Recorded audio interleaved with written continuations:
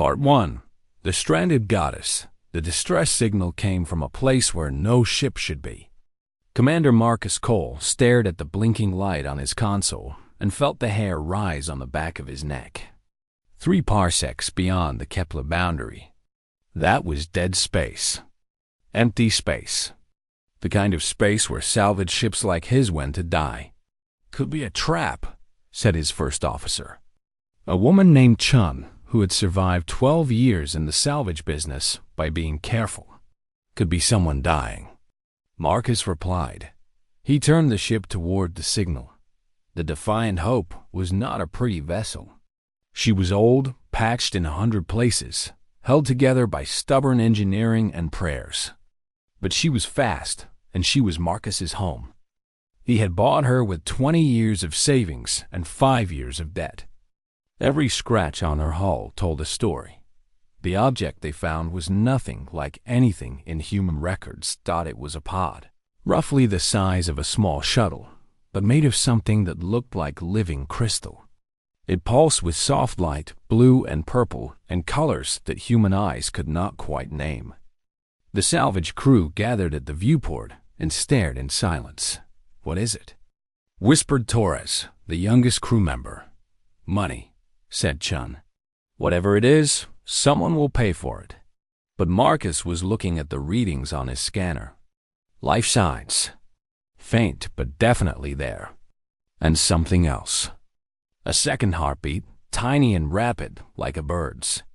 "There's someone inside," he said. "Someone pregnant."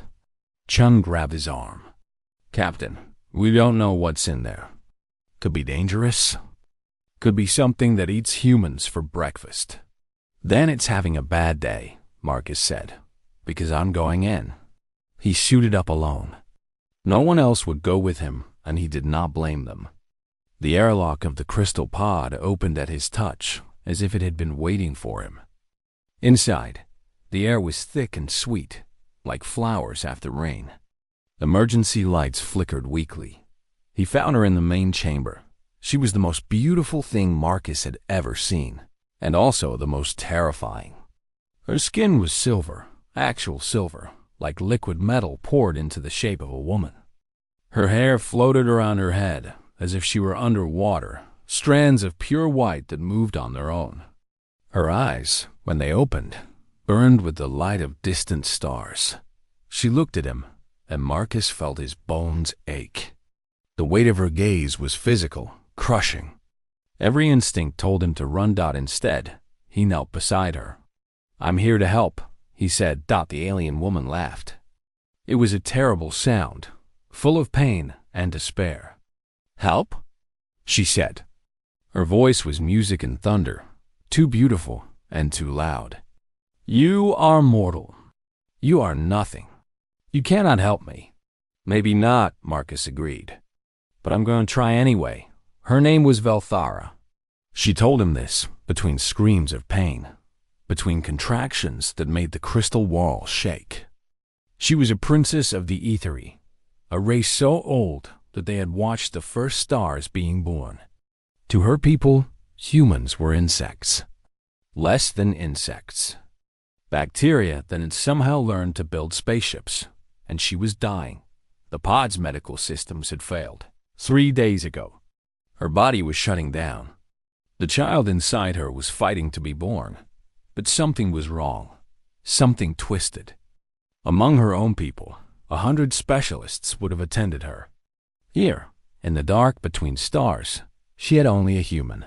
Marcus Cole was not a doctor. He was a salvage ship captain with basic first aid training and a medical scanner that could not read alien biology. He had no idea what he was doing. He did it anyway. 19 hours. That was how long the labor lasted. 19 hours of holding Velthara's hand while she crushed his fingers with strength that should have broken every bone. 19 hours of talking to her, telling her stories about Earth, about his childhood, about anything to keep her focused. 19 hours of adjusting the scanner, guessing at readings, making decisions that could kill them both. She could have killed him at any moment.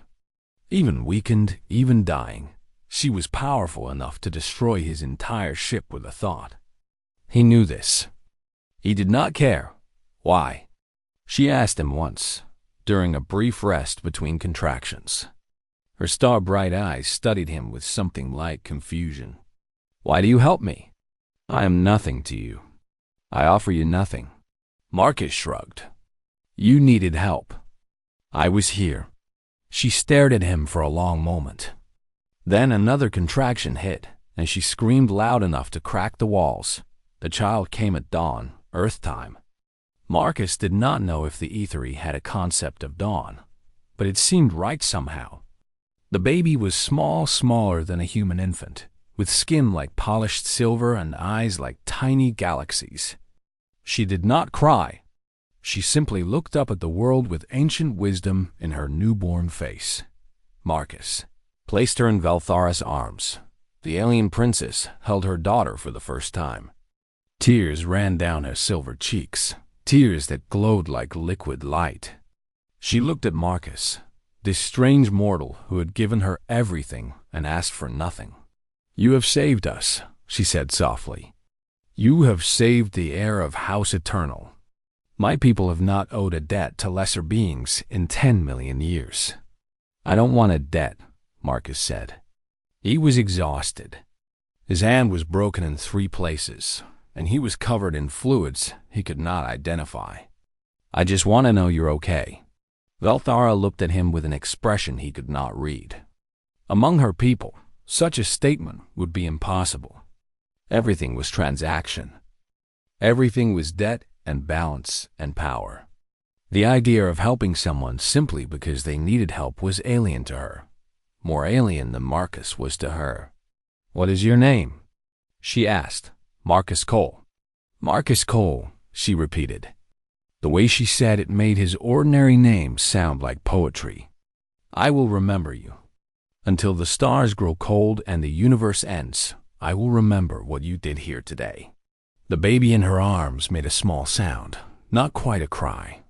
Velthara looked down at her daughter with love that transcended species and language and everything that separated them. Her name is Lyra, she said, and she will know your name too. 3 days later, the Aethery fleet arrived. But that is another part of the story. Part 2. The debt that cannot be repaid. The Aethery fleet did not arrive. It appeared. One moment, the space around the Defiant Hope was empty. The next moment, ships filled every direction, so many that Marcus could not count them. They were beautiful and terrible, made of the same living crystal as Velthara's escape pod, but massive beyond imagination. The smallest was larger than Earth's moon. Marcus stood at his viewport and felt very, very small. We're dead, Chun said quietly. Whatever we did, whatever we touched, we're dead. But the cum system crackled to life, and a voice spoke in perfect English. It was cold, ancient, and utterly without mercy. Human vessel, you have the Princess Velthara of House Eternal aboard. You will surrender her immediately.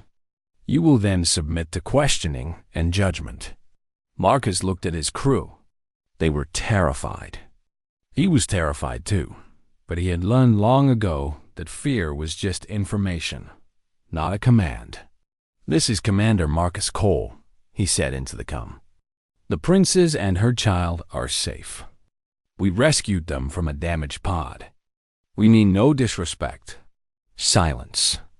Then a different voice, deeper and even older. You touched the princess. You witnessed the sacred birth. You saw her vulnerable. The voice carried weight, physical weight, pressing down on everyone aboard the ship. For these crimes, you should be erased. Your species should be sterilized. Your planet should be burned to bare rock. Marcus felt his heart stop. His crew began to cry. Torres fell to his knees and prayed to gods. He had not believed in since childhood. Then Velthara's voice cut through the terror like sunlight. Through storm clouds, I invoke the dead of life. The pressure vanished instantly. The cold voices went silent. Marcus heard something he did not expect to hear from beings who considered themselves gods. He heard fear. Velthara appeared on the bridge, still weak but standing tall. She held baby Lyra against her chest with one arm. Her silver skin glowed with inner light, and when she spoke, her voice carried across space itself. This human saved my life. He saved my daughter's life. He asked for nothing. He demanded nothing. By the oldest law of our people, older than the Empire itself, he is protected. One invoked the debt of life upon Marcus Cole of Earth. The response came after a long pause. The law is acknowledged. The debt is recorded. The human is protected until the debt is repaid. The ships began to move. One of them, the largest, opened like a flower to receive Velthara's pod. She was going home. Before she left, she came to Marcus one final time. "I cannot thank you properly," she said. "My people do not understand what you did. They are angry and confused. They have not owed a debt to a lesser species in millions of years." "Lesser species?" Marcus raised an eyebrow.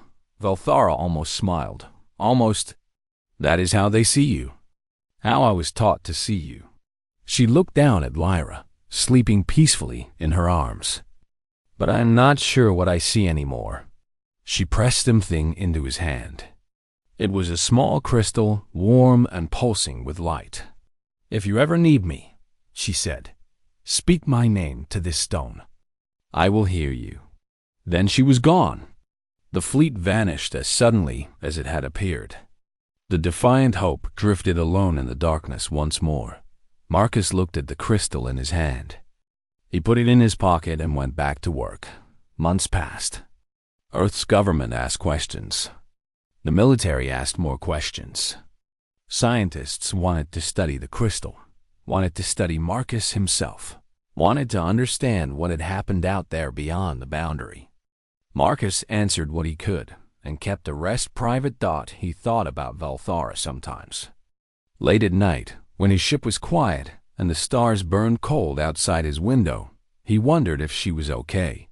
He wondered if the baby was healthy. He wondered if they ever thought about him. Then the messages began. The first one arrived 6 months after the rescue. It appeared on his personal communication device, bypassing every security system humanity had ever built. The text was simple. "Marcus Cole, does human milk contain the same nutrients as other mammalian species? I require information about infant feeding practices." He stared at the message for a long time. Then he laughed and began typing a response. More messages followed. Questions about sleep schedules. Questions about crying and what it meant. Questions about temperature regulation and skin contact, and 100 tiny details that every new parent worries about. Marcus answered them all. He was not a parent himself. He had never married, never had children of his own. But he had helped raise his younger siblings after their parents died. He had held crying babies in the night. He knew the fear of being responsible for a tiny life that depended entirely on you. Velthara, princess of an ancient alien empire, was just a new mother trying to figure things out. Her people did not raise children the way humans did. They used machines and specialists and ancient protocols. But something had changed in her, something the Aethery could not explain. She wanted to raise her daughter herself. "My people think I am damaged," she wrote in one message. "They say my exposure to you has corrupted my judgment. They want to take Lyra and raise her properly, according to tradition. What do you want?" Marcus wrote back. There was a long pause before her response came. "I want my daughter to laugh the way human children laugh." I watched recordings. Human children laugh with their whole bodies. Aethery children do not laugh at all. Marcus read those words 3 times. Then he wrote back. "Then teach her to laugh. You're her mother. You get to decide what kind of person she becomes." The messages continued. Weeks turned to months, turned to years. Marcus grew older. His hair turned gray. His crew changed, old members leaving and new members joining. But every few days, a message would arrive from across the galaxy, and he would write back. He started sending videos. Stories from Earth. Fairy tales and silly songs and cartoons for children. He did not know if E3 children would understand them, but he sent them anyway. What he did not know was that little Lyra watched every single one. She watched them over and over, hidden in her chambers, learning about a world she had never seen. And she began to call the man in the videos by a name that would shake an empire. She called him Father. Part 3. The child between worlds. Lyra was 7 years old by E3 counting, which meant she was ancient by human standards, but still a child by both. She had her mother's silver skin and star-bright eyes, but something else lived in her too. Something warm. Something strange. She was wrong.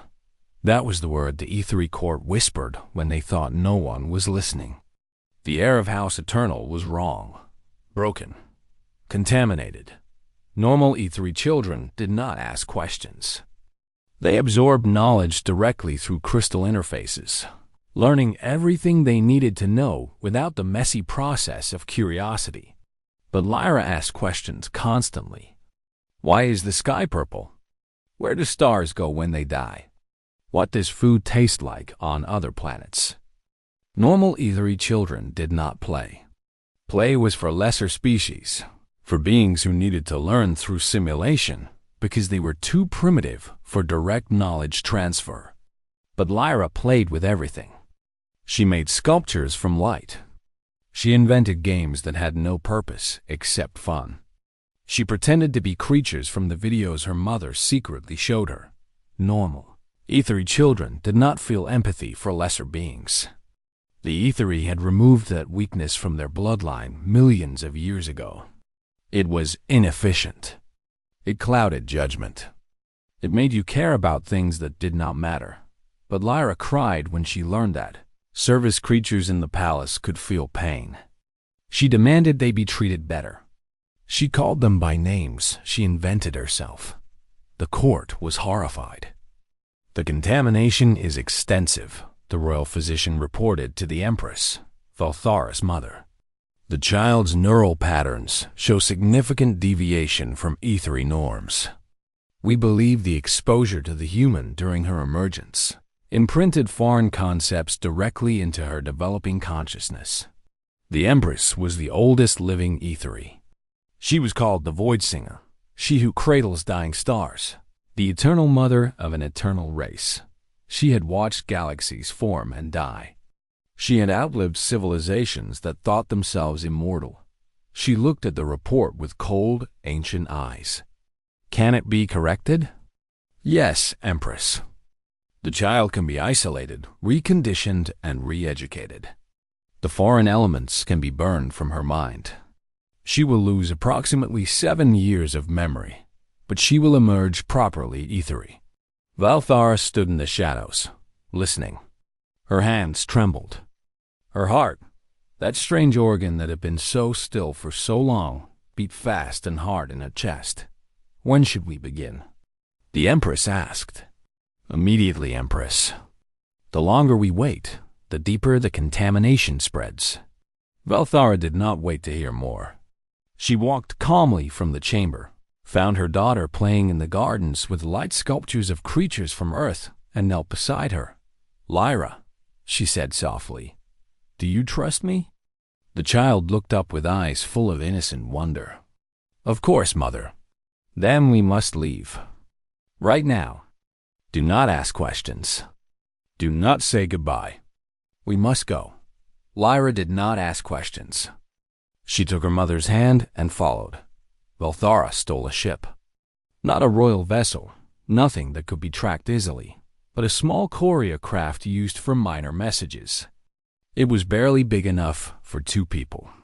It had no weapons, limited fuel, and none of the comforts expected by E3 royalty.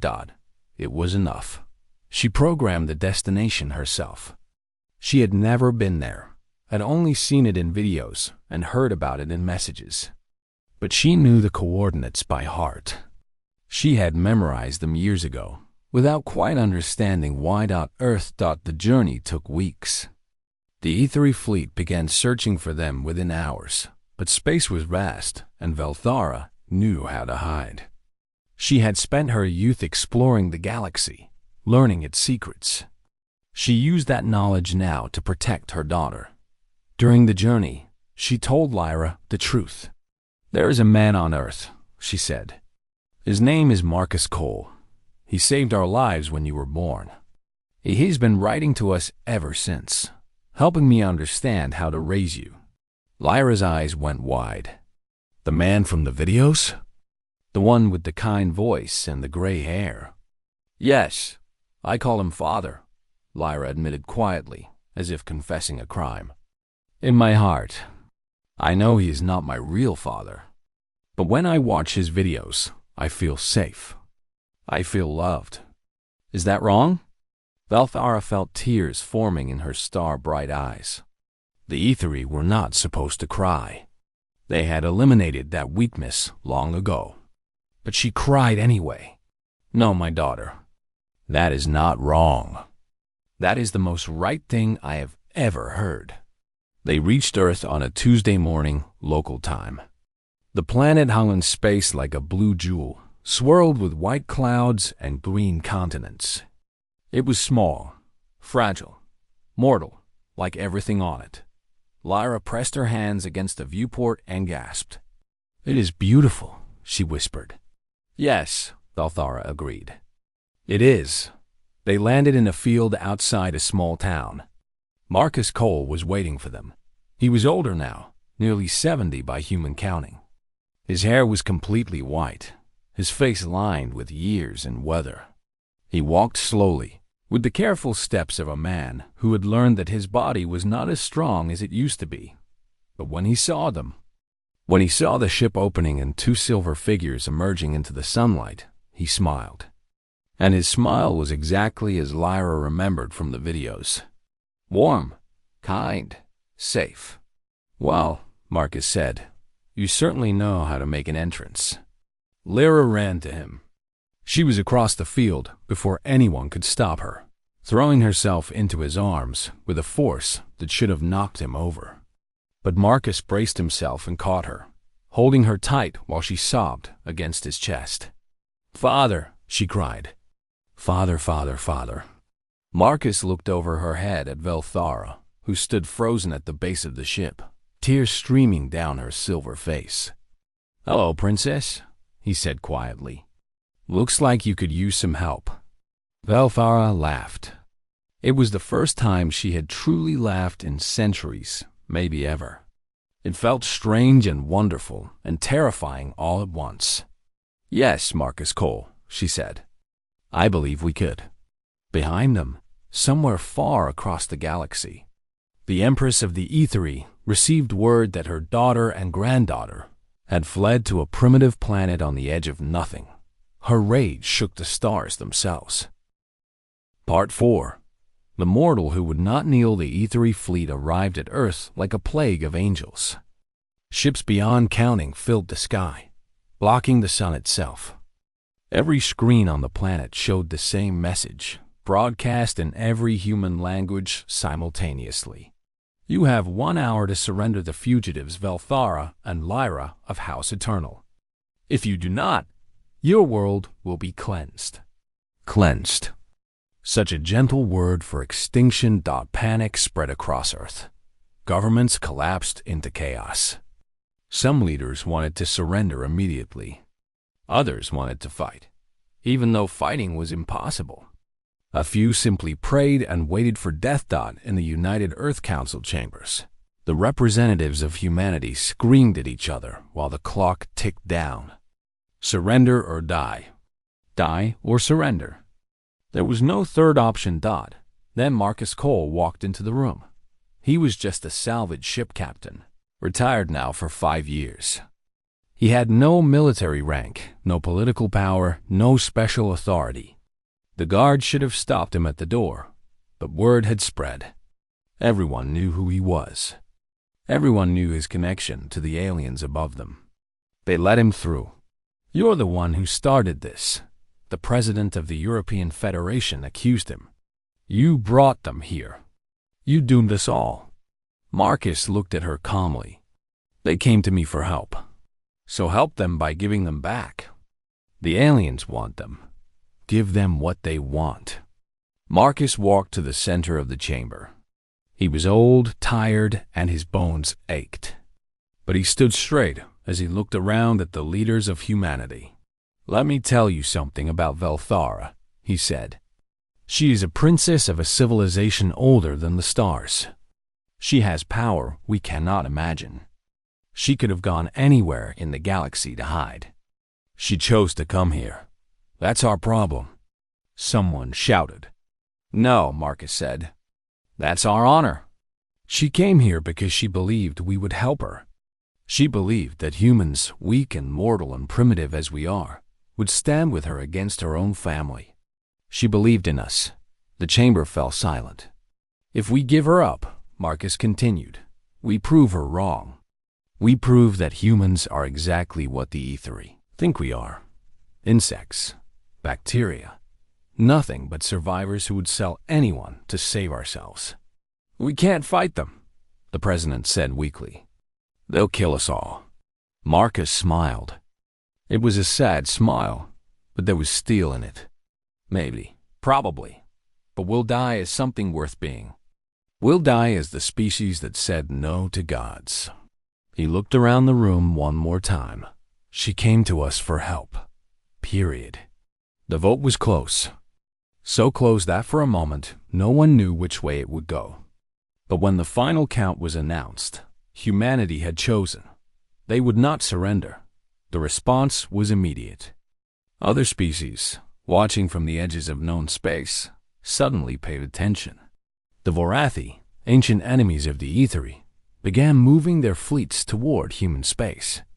The crystalline minds, beings of pure thought who had hidden from the Aetheri for millennia, sent messages of support. Even the dreaming swarm, mysterious entities that rarely communicated with anyone, stirred in their vast collective slumber that someone was saying no to the gods. For the first time in 10 million years, someone was refusing to kneel. The Empress herself descended to Earth. She did not come in a ship. She simply appeared, reality bending around her like water around a stone. She manifested in Marcus Cole's living room, where moments before, he had been reading a story to Lyra while Velthara prepared dinner. The air turned cold. The lights flickered. The weight of an ancient being filled the small room, like water filling a drowning man's lungs. The Empress was beautiful beyond description and terrible beyond fear. She was silver and white and gold, with eyes that contained entire galaxies. When she spoke, her voice cracked windows for miles in every direction. "Where is my child?" Velthara stepped forward, placing herself between the Empress and Lyra. "Mother, please. You fled. You stole my heir.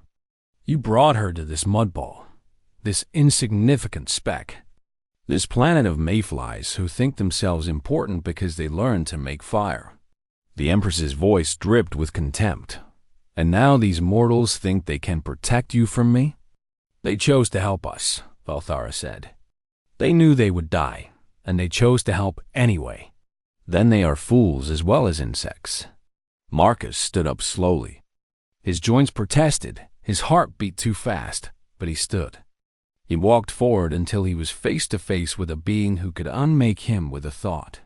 "Maybe we are fools," he said, "but at least we're brave fools." The Empress looked at him, really looked at him, for the first time. She saw a creature whose entire lifespan was less than a blink of her eye. She saw weakness and mortality and inevitable decay. She saw everything she had spent 10 million years eliminating from her own species. And behind him, clinging to his hand, she saw her granddaughter. "Why does my child address you, father mortal?" The Empress bellowed. The words shook the foundations of the house. Somewhere outside, car alarms began screaming. Marcus felt the force of her voice like a physical blow. But he did not step back. He looked down at Lyra, who was terrified but still holding his hand, still trusting him to protect her. "Because I am her father," he said quietly. "Not by blood, by choice, by showing up, by being there when she needed someone." He squeezed Lyra's small silver hand. "That's what family means to us." The Empress stared at him. The silence stretched for a long moment.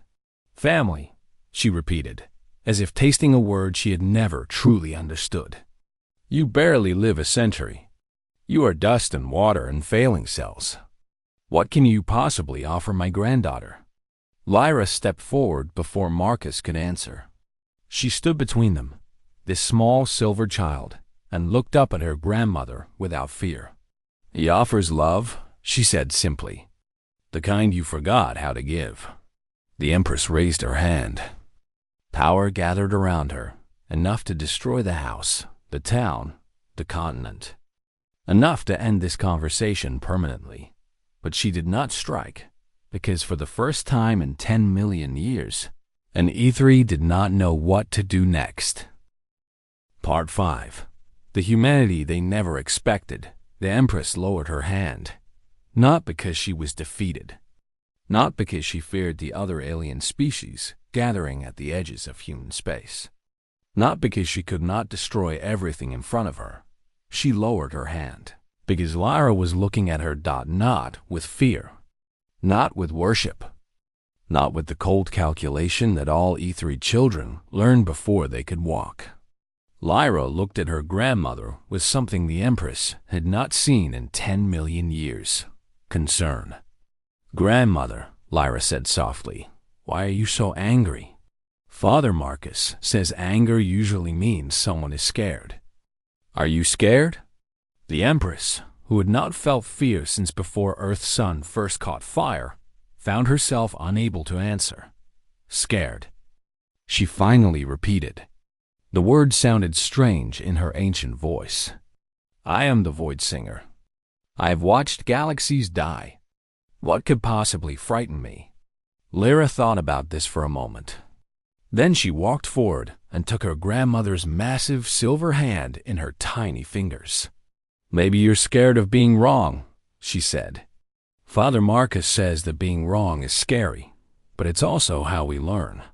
The Empress looked down at this child, this contaminated, corrupted, broken child, and felt something crack inside her. Something that had been frozen for millions of years began to thaw. She did not destroy the Earth. What followed was not truly a negotiation. It was more than watching an ancient wall crumble, stone by stone, over years instead of hours. The Empress returned to her fleet. The deadline passed. Earth survived, but the E3 did not leave. For the first time in their long history, they stayed to watch, to study, to try to understand what they were seeing. Humans were weak, mortal, primitive by every measure the E3 used. Their technology was crude. Their lifespans were laughable. Their societies were chaotic and violent, and constantly changing. But they had something the E3 did not have. They had meaning. E3 children were perfect. They were born knowing everything they needed to know, programmed with the accumulated wisdom of 10 million years. They never struggled, never failed, never grew. Human children were messy. They fell down and got up again. They asked stupid questions and found amazing answers. They loved without reason and hoped without evidence and dreamed impossible. Dreams that sometimes came true. Lyra was living. Proof that something had been lost along the E3 path to perfection. Velthara formally declared Marcus Cole as Lyra's co-parent, under both human and E3 law. It was the first such union in galactic history. The E3 court was outraged. Many called for Velthara to be stripped of her titles, for Lyra to be taken away, for Marcus to be executed despite the debt of life. The Empress silenced them all. "We will observe," she said. "We will learn. Perhaps we have been wrong about these creatures." Coming from the Void Singer, That was almost an apology. Years passed. Lyra grew up between two worlds. She spent her childhood on Earth, learning human things. How to ride a bicycle and fall off and get back on. How to make friends and lose friends and make new friends. How to fail a test and study harder and pass the next one. She spent her adolescence among the ethery, learning to control powers that could reshape planets. But she never forgot the lessons she had learned on Earth. She never forgot that failure was not the end. She never forgot that love did not have to be earned. She became something new, something that had never existed before. A bridge between two civilizations. Dodd and Marcus Cole grew old.